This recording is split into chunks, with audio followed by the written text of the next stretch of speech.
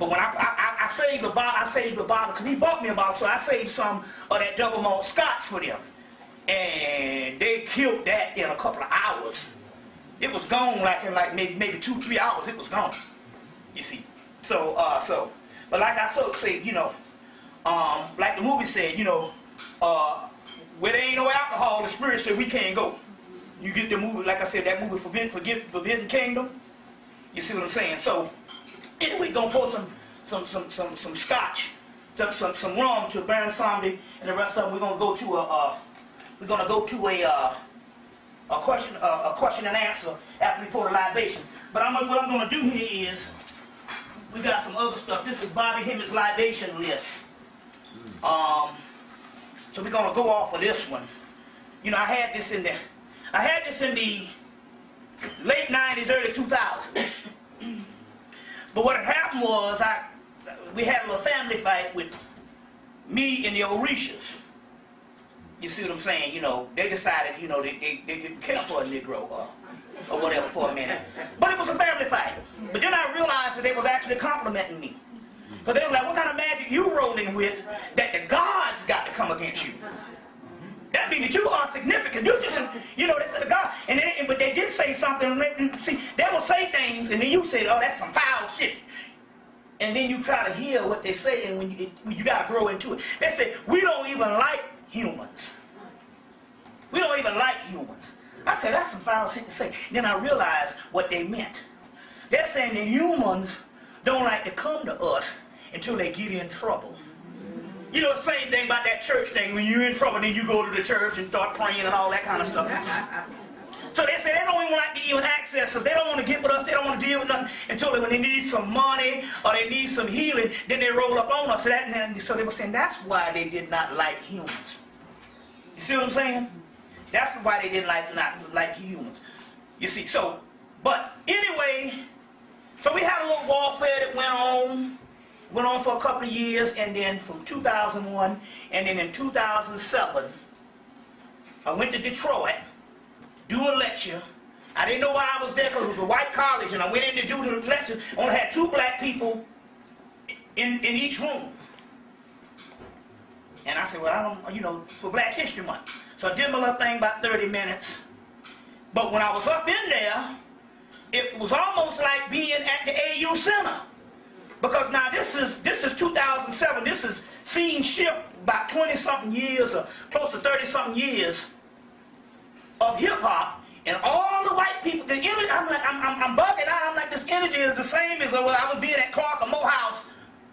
The energy is the same, and the little white children, they hip-hop. They hip-hop generation. So the energy was the same. The energy was the same. So I said, but you know, and so then the sister who brought me up, she said, we need to go to another college. I want to introduce you to a voodoo vocal and a Yoruba master. I said, okay.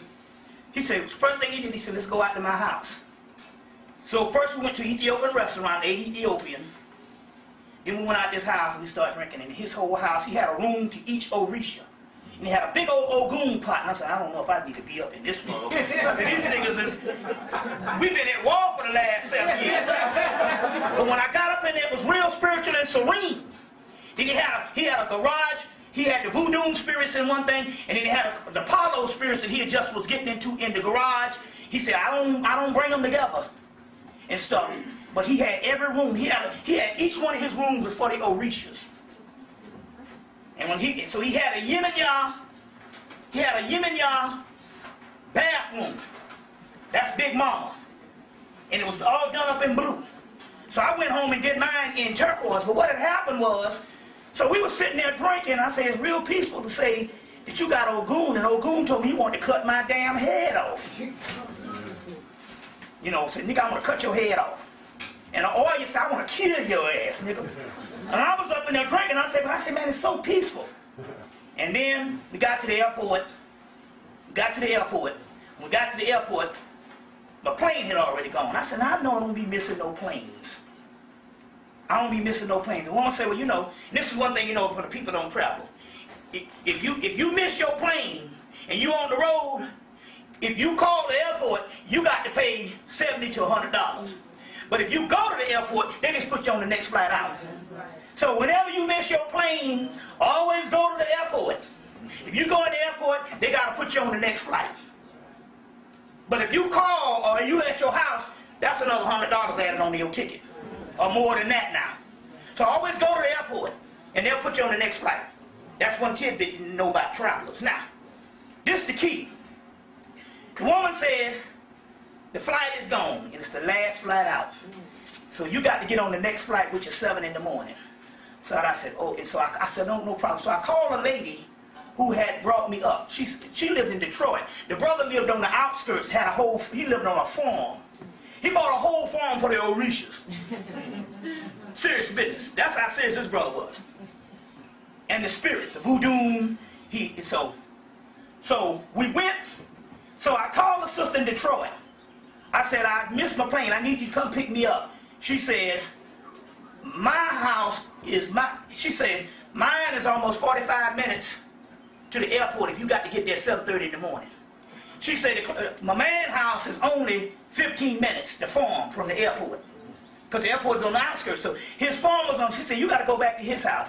So I called Linda up. I said, oh shit, I'm in trouble. I said, I got to go sleep in this house with them damn old leashes. I said, what the hell? I said, man, I'm in trouble. So Linda was like, what the hell? How the hell you done missed the doggone? She said, hold on. She hung the phone up. She called back a few minutes at the payphone. I was at the airport. I gave her the payphone number. She called back. She said, Erzuli came through and said that the spirits want a truce. She brokered the deal. I said, okay. The guy come and pick me up.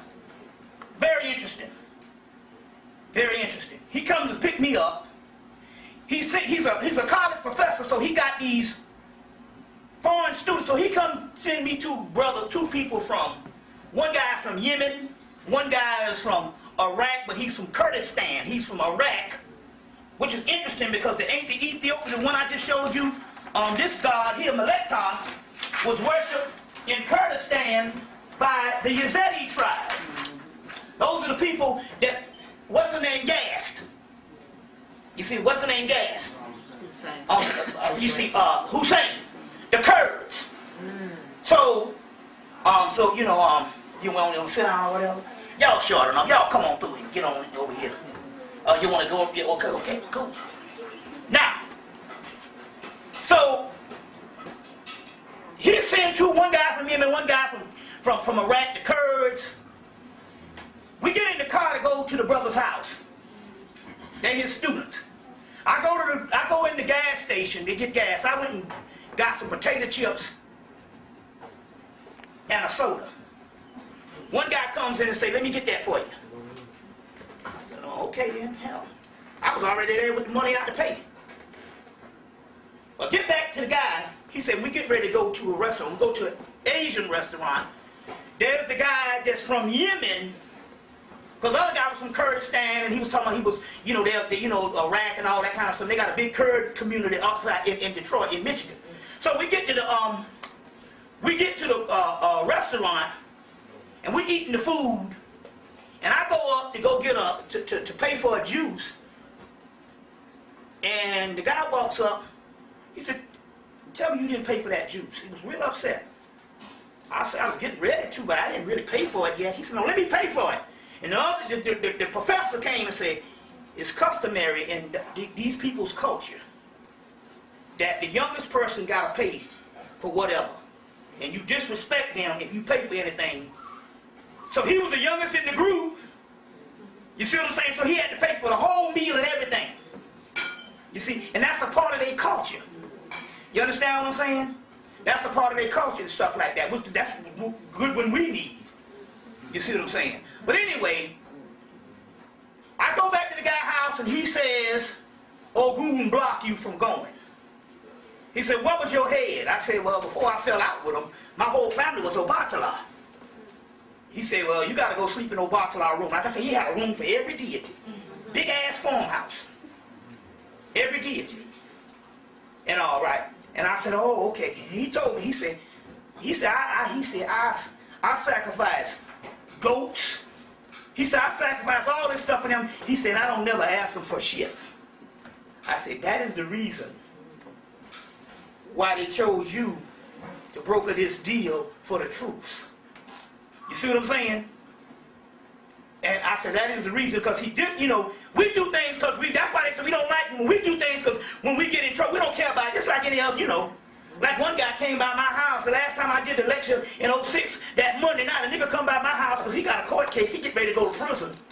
And he got ready to get found guilty the next day, and he gonna come by my house at 12 o'clock at night. I'm like, nigga, why you didn't come by my house 2-3 weeks ago? Why do you wait till the last minute? I said, this shit is not gonna work.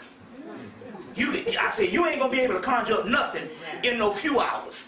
I said, be in CP time on your own court shit.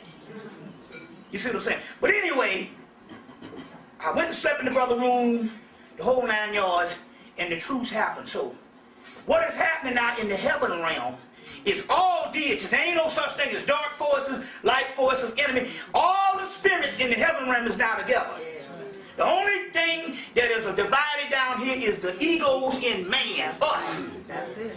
That's the only left remnant of the whole cosmos. Because now the archangels are coming through. We're going to get into that. The archangels are coming through and stuff. And we're going to get into that in a few minutes after the question and answer. But that whole realm now, so now you can deal with all of them. The most demonic or whatever, because there is no division no more. It's all molded into one. Anybody seen the movie Dark Crystal? Where they had the Skeksis and they had the Gelfling, and at the end of the movie when they came together, it molded back into one entity. Well, that's what's happening on the whole cosmic realm now. They're all one. So the truth, when they say we want the truth, that was going on because that whole realm was going down at that particular time. You see what I'm saying? As far as coming together of the spirit realm. So now all of them together. All of them are together. At all. So want to go into the court. We're gonna pour libations. Let me see how we're gonna. What I have to do is produce this list because I had to shut it down because the brother Emiola was right. Emiola, who used to be a black media, said, you know, Bobby, he called out 100 deities, and some of them deities don't like each other. You see, and he was right because y'all found that out the hard way. You see what I'm saying? But anyway, they're all together now, so this thing here is really relevant. So we had to revamp this. So what we're going to do is we're going to pull to the Sister Bridget. That's the lavender, that's the purple hat, and the black rose, because her thing is also the black rose. And we're going to pull to her. We're going to pull to Sister, we're going to pull to Brother Baron Sandy. Brother Baron Sandy. And let me put him up as the master of ceremony. As the master of ceremony. We're going to put Baron Sandy up. You see, since he is the worshipful master over the Cosmic Masonic Lodge, Masonic Lodge, it went down to Haiti. And they, another thing also, I want to say this too while we're on this Baron Sandy thing. To show you how powerful this was. Now, Baron Sandy started coming to me in June and July. So I said, I think I need to get a top hat. So the brother in England said, well, I got to, damn England. We got a whole store of these things. Want me to send you one? I said, no, wait a minute, we going to see something. I don't know, they must have wanted me to go on a journey. So I went to Party City one night and got two little $2 top hats. So Baron Sandy jumped on to Sister Kimberly and had her go out to a costume shop and get another top hat to put on this skeleton that I got to his particular altar. And then the top hat artist started. And then it started getting more elaborate and stuff like that. No, you see, it started getting more elaborate and stuff. And then so you know, then Baron Sandy, I had to add the little bones and all that kind of stuff. You see what I'm saying? You know, to activate it, to activate it. But one of the keys here is that's the crown. That's the crown. So these white boys in the first of 08 in Australia, which we're going to be dealing with tonight, Australia is very key. These white boys in Australia created a Baron Sandy energy drink. So they said, but before we release this, we need to get on a plane and fly to New Orleans, and we need to go get authentic. We want to get the authentic people They will say, no commercial. So they say, first of all, no commercial. We're not going to, these is white boys. They said, we're not going to go to no white people. We got to get the authentic people to give us the blessing so they can get in touch with Baron Samedi, because we don't want to put this drink out here and Baron Samedi come and mess us up. Because believe me, he's got some real strong power. And since July, I have seen some things what he has done to people. He has done to people and messed a lot of people up. That's how powerful he is. But I don't want you to get all spooked out by it. You see what I'm saying? Get all spooked out by it. It's just that these spirits don't like ulterior motives, so you got to be true with your heart. Always deal with your heart. Now check this out. So they had to get on a plane to fly to New Orleans, and they went down and met 3 voodoo priests. A man, this other younger woman, and the woman Mama Lola. Mama Lola, I think her name is, used to be out of New York. Anyway, they met and they had to go and give an offering to Marie Laveau. And they had to pull down Baron Samedi. When they pulled him down, he said it was all right to release the drink. You see, but they got a whole documentary on this thing. A brother sent me from London, England, and also I got it at the crib too. You see, so we're gonna pass out some of my tape lists too, and that way you can get access to that too. So anyway, we're gonna pull the Baron Samedi, and then we're gonna go into a quick question and answer. Let me see. So let me do something. So this is what happened. Like I say, I got these at 45, and now I got to go get the stronger pair because I had to go back. Nigga going blind by the damn week. So I got to get the stronger ones. I got to get the stronger ones and stuff to read this list. So we're gonna so next time, that's why I also got this cane. I got this cane just in case these damn eyes get a little worse. No, I got this. This is actually his cane, but this was a good nigger knocker. So this is a good nigger knocker, and so this thing right here. So I got that now, just knock some niggas in the head with it and stuff. So that's what that's for. Nah, but that's his actual cane with the energy and stuff. Yeah, and yeah. And I know it was some power. They let me go on the plane with this big metal piece. I said, this is a damn weapon. They were like, now he can go with it. He can go with it. So they looked at me and I kind of limped a little bit. He can go. Want no lawsuit.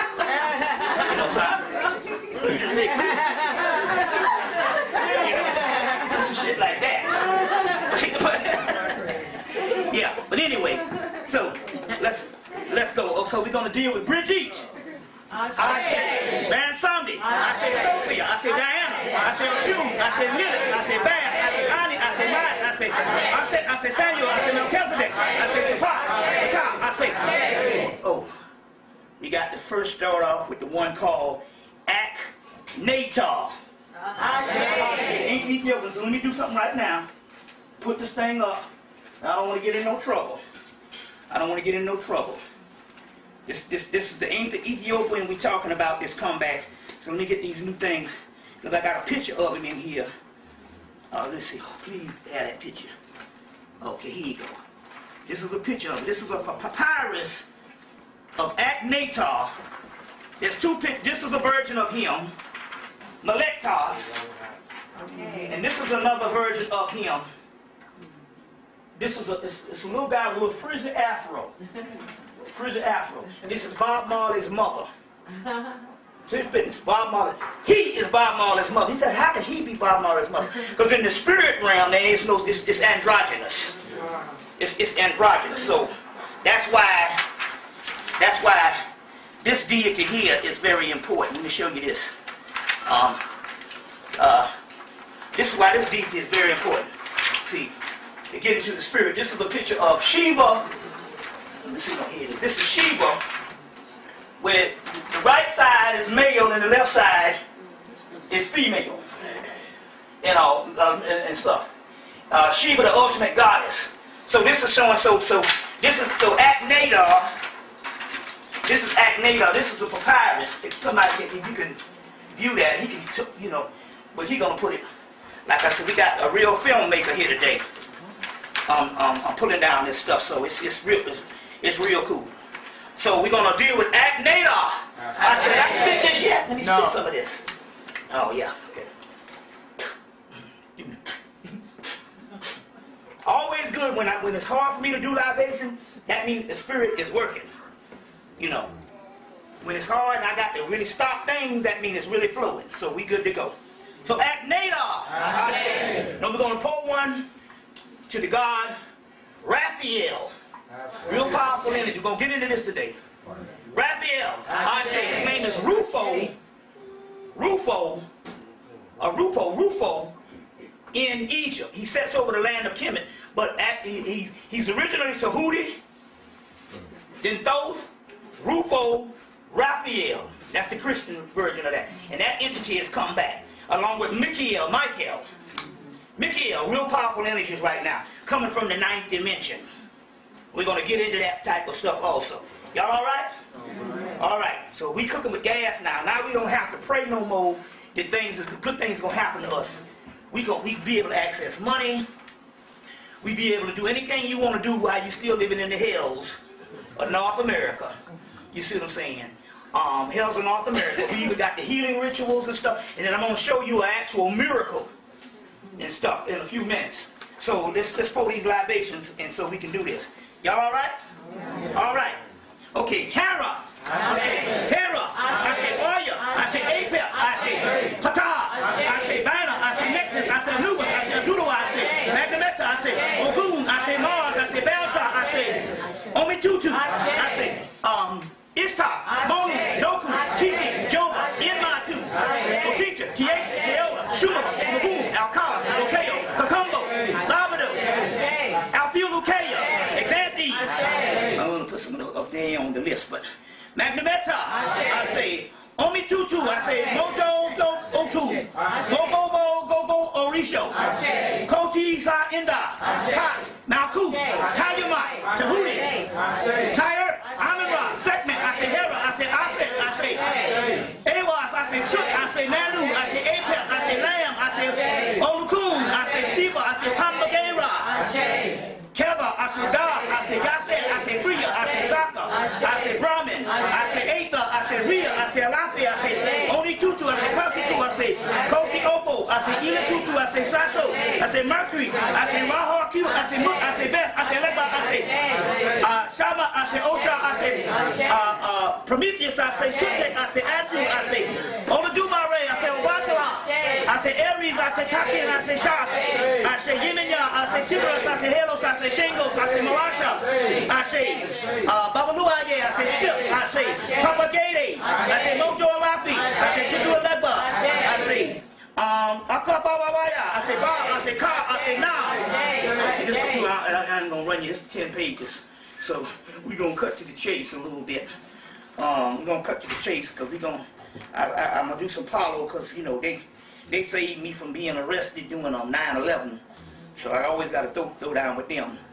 La Santísima Muerte, Madre de la Luna, I say Zata Baba. Now, if you ever go out to the Mexican, okay, they got a mall on Buford Highway.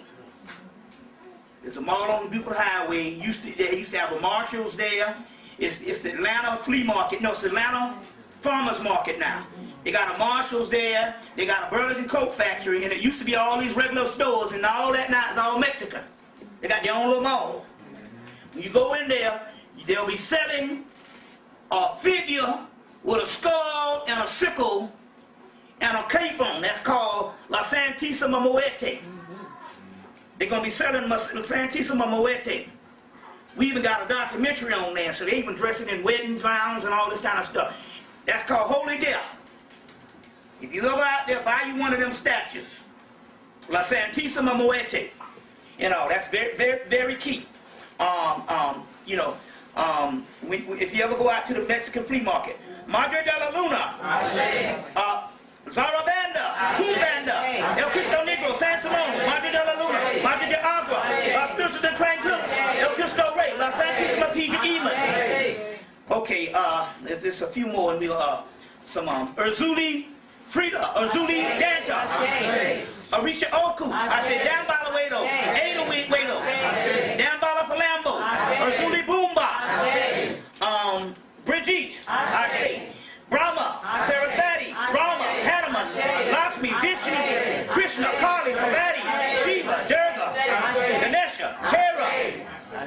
Ashe. Okay. To all gods known and unknown, Ashe. Start calling out your ancestors. Ashe, Ashe, Ashe, Ashe, Ashe, Ashe, Ashe, Ashe. Now I'm going to put Bridget back up, because this is the older Bridget. Look damn near like my grandmama. Her name was, Bridget comes also from Bridget also comes from Ireland. Ireland. Now, my grandmother, Irene, was an Irish name. So Irene, they say, oh, she was a school teacher. They say, oh, school teachers never die, they just lose their class. Well, she died in 1990, but she's I'm Irene Shaw. You know, so when she died in 1990, you know, that's when they bust a bag of beans on my brother's head and then got mad and said, you better pick up every damn one of them. When she died in 1990, she said, I ain't going nowhere. So after the funeral, she used to drag her feet, you know, in her house shoes. So after the funeral, my mother was in the house and she's dragging her feet, walking around the house. My mom was like, you got to get the hell up out of here. So my youngest brother was living in Boston, so she went up to Boston and was cutting on his TV and was living up there with him until his wife, who knew some stuff because she was related to a bone man down there in South Carolina, went and called and got something and exercised her out of there. So she started bouncing around to all her relatives' house. So back in 2002, because she died in 1990, in 2002, I said, well, you know, I never, you know, I said she would go in my youngest brother's house and what she would do is she would weave the Venetian blinds together, plait them together, and they would take them out in the morning, and when they go to bed at night, they get up the next morning and they was plaited together again. And so I said, well, you never visit. She said, I visit all my grandchildren and all my children. I said, well, I've never gotten visitation from you. She said, because I can't come up where you are, because whatever was my house, what I was dealing was a high level of spirit. See, there's different levels of the spirit realm. And so if you haven't attained a certain amount of mastery or whatever, you can't go where those particular ones on the high level. So she said, I can't come up in your house. So it's interesting, in January,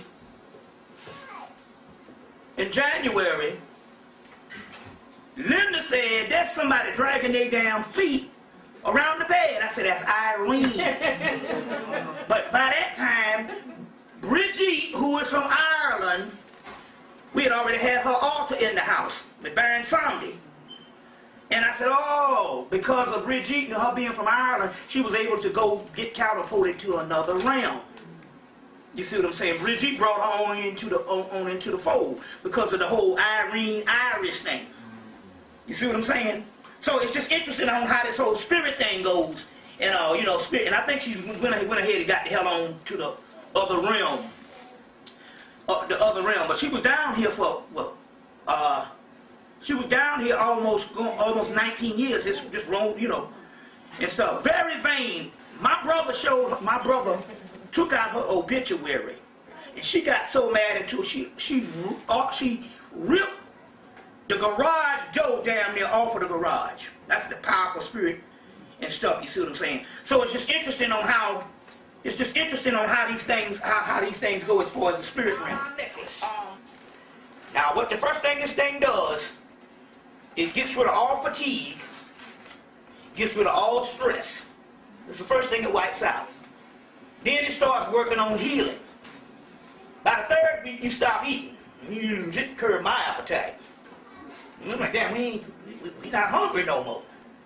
You see what I'm saying? So it start doing all this healing and stuff. Linda did a ritual to Raphael. I don't know why she did it. And so they don't come till you call them, and he came through. And anyway, about a couple of weeks later, he brought these purple plates. These purple plates. And I had a toothache one morning. I put that thing on the toothache, and it took it away in like 5-10 seconds. One woman said the nigga tooth was hurting so bad, they duct tape this shit to this nigga's jaw. Duct tape this thing to this nigga's jaw. Now, this is what's happening, why this is important, because you hear people with doubt. So you go to purpleplates.com. They're going to have a telephone number on there. And when you do, tell them Bobby Hemmitt sent you. That way we can get some perks. You see what I'm saying? I think it's a Hispanic woman. Was it a Hispanic woman that answered? Oh, it was a white lady or whatever? I don't know. Anyway, this is what's going on. There's a guy Nikola Tesla. Anybody heard of Nikola Tesla? He invented the radio. He actually invented the TV. He invented the radio, but they stole it from him in England, but they found out the manuscript that he invented it. Nikola Tesla and C.C. Freeman, the great master, told me that Nikola Tesla used to go up on the astro plane.